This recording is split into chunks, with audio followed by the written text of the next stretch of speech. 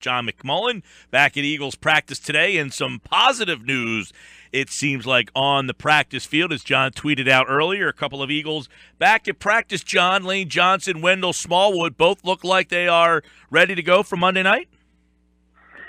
Yeah, it looks that way. Obviously, it's very early in a longer week, and this was a scaled-down 10-10-10 practice. So Thursday is the big day this week. But the fact that they were both back, and that, from Lane's standpoint, it's a concussion protocol, so you can pretty much guarantee he's going to be able to play Monday night. From Wendell's standpoint, he actually seemed very optimistic that he would be back.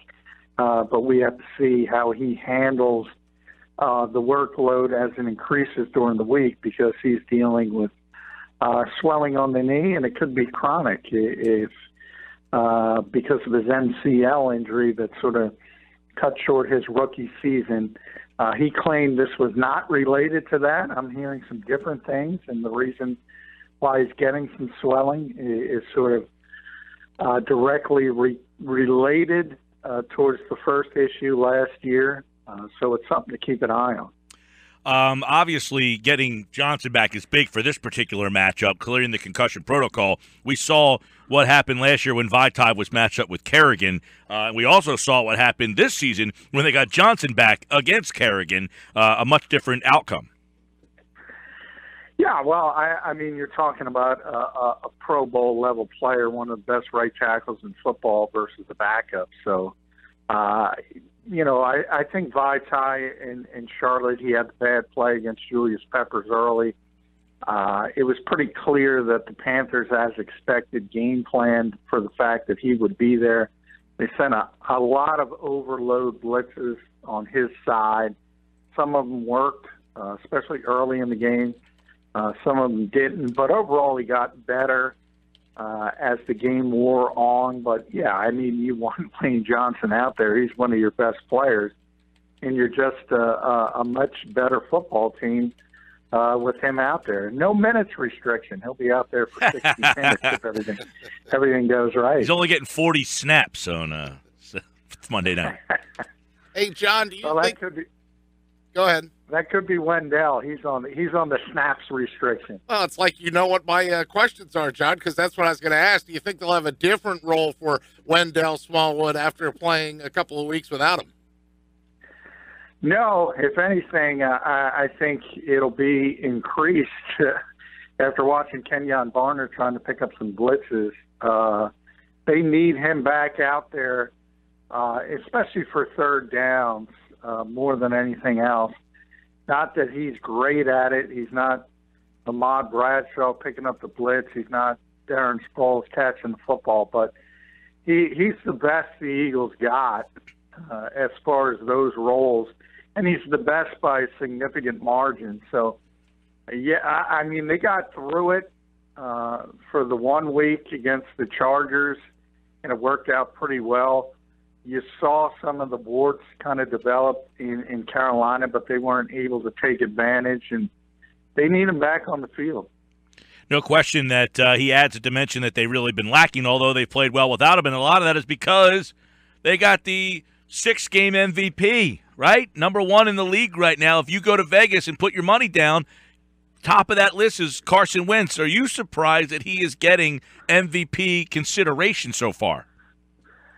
No, I mean, he's the quarterback on one of the team with the best record in the NFC, tied for the best record in the NFL. So, I mean, if you're in that position, you're going to be an MVP candidate.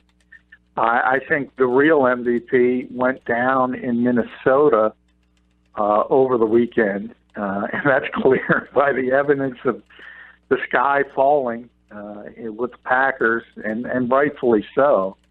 He, as I said, that's your real MVP. But Carson's right there. I mean, what he's been able to do in his second year, this is a superstar. This is you're watching a superstar develop. He's not where he's going to be, but hey, it's hard to poke holes in Carson Wentz.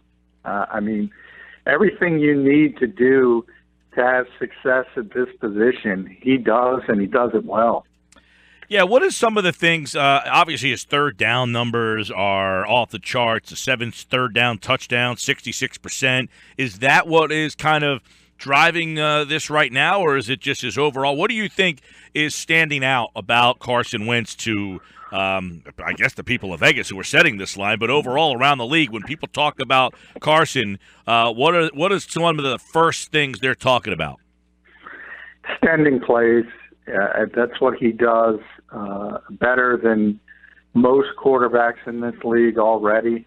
And that's a unique trait that a lot of coaches will say can't be taught, especially the aspect of there's big and strong guys who are athletic that are able to get out of certain situations, but they don't have the second part of it, and that's the ability to sort of always keep their eyes downfield, always thinking pass first, always thinking big play on a broken play and what turns out to be sandlot football.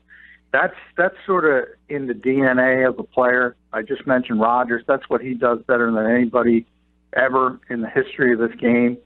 And Carson has a lot of that. I'm not saying he's that good at it, but there's only a handful of guys already that extend plays in a more successful fashion that he does. And the fact that he's, we're 22 games into his career, and we're already talking about MVPs and doing things and mentioning him with the Rodgers of the world and the Tom Brady's of the world. So that's pretty good. Sure is. Right now, he's number 1, Alex Smith number 2, Tom Brady number 3. When you're in that category right now, it shows you how good of a season Alex Smith is having too. That Wentz is having too. That Smith has no interceptions so far this year, hasn't turned the ball over at all, and yet Wentz is higher up on that list than both him and Tom Brady. Now, as you said, Rodgers probably would have been on top of that list had he not got hurt. But really, the fact that his numbers, John, I have him on pace for about 4,200 yards, 30-plus, 35 touchdowns, and only 8 interceptions. He's not turning the ball over either. And this was a guy last year that was, 16-14, 16 touchdowns, 14 interceptions. He has really scaled back those mistakes. Yeah, I think a lot of it has to do with I didn't think he was terribly bad at taking care of the football last season. I think a lot of that has to do with the improved supporting cast around him. The fact that he's got more playmakers, you don't have to sort of push things and stress things and try to do more than you have to. So I think that part of it speaks to the guys around him and how much they've improved as well. He's got a very good offensive line. So it all comes together. It's a team game, but as we all know, and as the Cleveland Browns are finding out every week, look, if you have the quarterback, everything else tends to fall into place. And the Eagles have the quarterback. So they have a lot of other things. They have a great defensive line, a great offensive line. But if you have the quarterback, and I'd mentioned it's a theme in this conversation. It's happened for years in Green Bay. Everything else falls into place, and that's where the Eagles are shaping up to be, and that's a very positive place to be. John, many times, let me flip over to defense, because many times the quarterback of the defense is the linebacker, and the Eagles' linebacker play has been at a high level. Jim Schwartz, I know, talked today, and what did he have to say specifically about Nigel Bradham and Michael Kendricks today? Yeah, how good were those two against the Panthers? Jordan Hicks goes down, and you think it's going to be a disaster, and if anything, it's improved because Jordan's been struggling with this ankle injury since the Giants game, and he really hasn't been himself. And all of a sudden, you not only have Michael Kendricks coming in, but you have moving parts because when Jordan exits, Nigel moves over to play the Mike in nickel. So he's the guy who's responsible, who's got the helmet and doing the communication, responsible for getting everybody lined up. And then Michael comes in to where Nigel traditionally plays next to Jordan. So it's a domino effect. On paper, it sounds like it's going to end up really, really bad because you don't like that type of movement, especially in game. And those guys were just lights out, both of them. That's the best game I've ever seen Nigel Bradham play. He said it. We asked him that in the locker room today. He said it wasn't. I'd like to see the film of the one that was better, because it's hard to be better as a linebacker than he was. And Michael Kendricks has just been reborn this year. He looks like his brother, his younger brother. He's always been incredibly athletic. We've known that. Never been that instinctive, though. And now maybe it's being the second year in the same defense. He feels more comfortable. But his 17 tackles, I believe he was credited with, unbelievable the way those two linebackers played.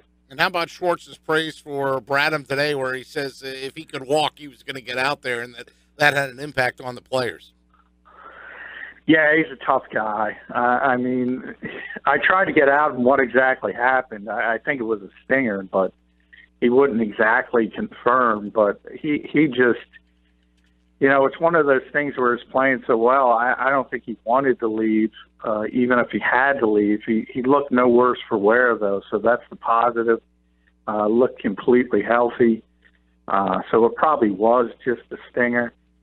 But, yeah, you can't speak enough about number one, how he played, and number two, under the circumstances. Because Nigel's not typically the guy who calls the defensive signals, and he's never really done that before in his career. It's not a role he's familiar with. So he handled it all. And I think it was ironic also that those two guys played so well when you think about the other team, because they're known for their linebackers with Kuechly. Right. And Thomas Davis and Shaq Thompson, and it was the Eagles linebackers who played better. Now, Kuechly got knocked out with that great Brandon Brooks block with the concussion. But, when you outplay those linebackers, you're doing something. Hey, you touched on something a minute ago, and I want to get back to it, sort of the game within the game about who has the radio helmet when Jordan Hicks is out. The Eagles in the past have been criticized for, clock management. Okay, is this an indication of that all things are clicking right now when they seamlessly were able to have a couple different helmets out there to get the guy out there that they wanted with the radio in his helmet? Yeah, Jim talked about that because there were three different guys, because not when Nigel went down, then Najee Good had to have a helmet and step in. It was only for a couple plays, but they were able to handle it, and it's one of those sort of underreported things a lot of fans don't think about or even know that's going on. But the fact that you only get one of them, you only get one of those helmets. So the fact that the Eagles were prepared for having three guys do it speaks to the preparation. Also takes a little bit of jab at Mike Lombardi as the most unprepared coaching staff. But it's pretty impressive. And hey, when things are going good, they're going good, and they're going really good for the Eagles right now. Talk with John McMullen today at practice for the Eagles. There were two guys missing, Chris Long and Malcolm Jenkins. They were in New York at the owners' meetings today, and the players and the owners apparently, according to reports, had a positive meeting, and in that meeting, apparently there was no language or anything that was decided that will have the players being demanded to stand or anything of that nature. So it seems that the league, the owners, and the players are coming together here and all on the same page. Yeah, I don't know if they're on the same page, but to me, and I kind of mentioned this on I think last week's show or yesterday's show, it might have been, the fact that, Malcolm's up there again. Malcolm's leading us.